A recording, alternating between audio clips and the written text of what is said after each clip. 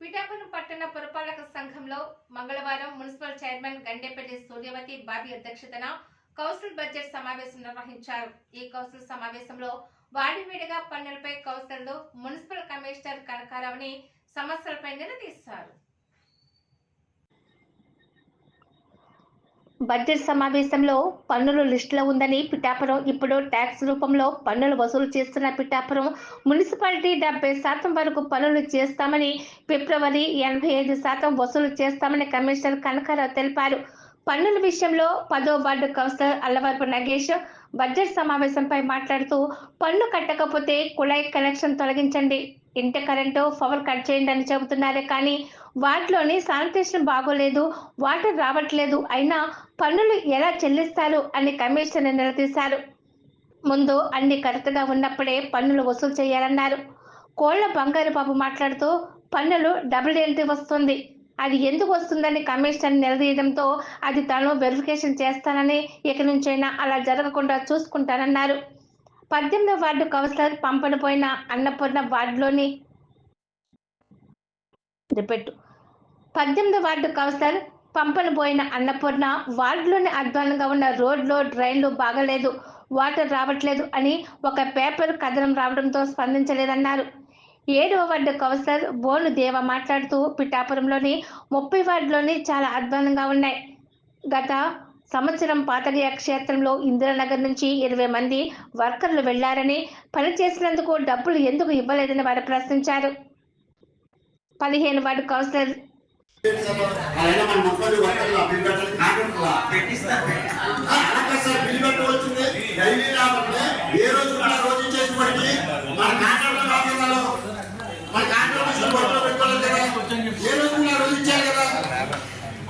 ఇస్తానని చెప్తున్నాను కదా, ఇస్తాను.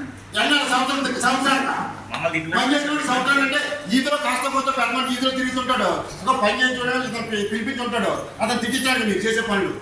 దీనికి పిల్లలకి దీనికి సంబంధం ఏంటి సార్? అసలు వర్కర్ పెట్టాము, ఈ రోజు కూలని పెడితే సాయంత్రం డబ్బులు ఇవ్వాలి కదా.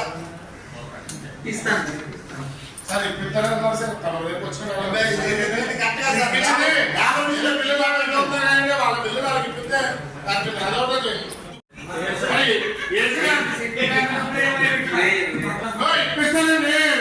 సంవత్సరం పొద్దుపోతున్నా మీటింగ్ పెద్దదానికి మీటింగ్ మేము అత్తరంలో వెళ్ళిపోతాం. మేము ఇంకా అలా కూర్చున్నాను అంటే మా జాతకంతాను అండి, నా జాతకంతాను. ఎందుకంటే ఉన్న వాళ్ళందరూ ఏమన్నట్టు, ఎందుకంటే సెక్షన్లో తెప్పించుకోలేకపోతే ఇంకెందుకండి, సెక్షన్లో ఏం జరిగింది అన్నది. ఫస్ట్ వాడి సమస్యలు కొత్త అని చెప్పి కథనం వచ్చింది సార్. మీటింగ్ పెట్టడం కాదు సార్, 2 రోజుల క్రితమే కథనం ఏర్పడింది. దీని మీద ఎటువంటి యాక్షన్ తీసుకున్నారు?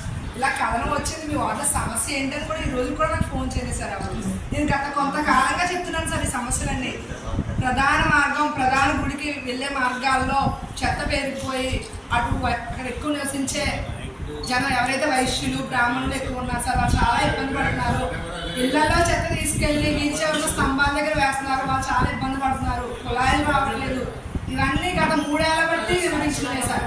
కానీ ఏ రోజు పరిష్కారం చూపించారు. తాత్కాలికంగానే మీరు ఆ రోజు మబ్బు పెట్టేపోతే శాశ్వత పరిష్కారం లేక ఈ రోజు కథనంగా వచ్చింది. దీనికి యాక్షన్ తీసుకుంటున్నారా? ఒకవేళ ఈ రోజు మీటింగ్ జరిగాకే తీసుకుంటారా యాక్షన్? ఇప్పటి వరకు తీసుకోరా?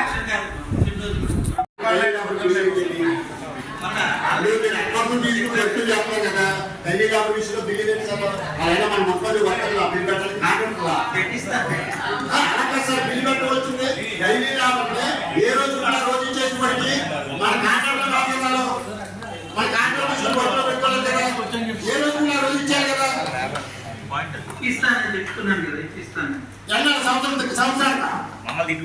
సంవత్సరం అంటే ఈతలో కాస్త పోతే పెద్దమంది ఈతలో తిరుగుతుంటాడు, ఒక పని చేయించుకోవడానికి పిలిపించుంటాడు, అతను తిట్టించాడు మీరు చేసే పనులు. దీనికి పిల్లలకి దీనికి సంబంధం ఏంటి సార్? అసలు వర్కర్ పెట్టాము, ఈ రోజు కూలని పెడితే సాయంత్రం డబ్బులు ఇవ్వాలి కదా. ఇస్తాను సార్ వాళ్ళ